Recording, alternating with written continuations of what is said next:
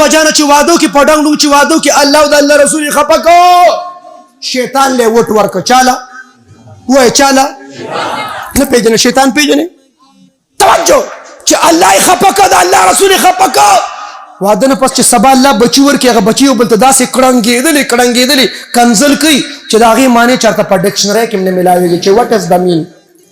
توجه او چې دا په ګانه بجانه وادو کې الله او د الله رسول خپه کي د په لومبۍ ورځ هم خوشحاله په دویمه ورځ هم په څلورمه ورځ بیا د خواښې د انګور پینل میچي په یو مورچه کې خواښې ولاړې په بله کې شته که نشته د پښتنو کورونو کې دا کیسې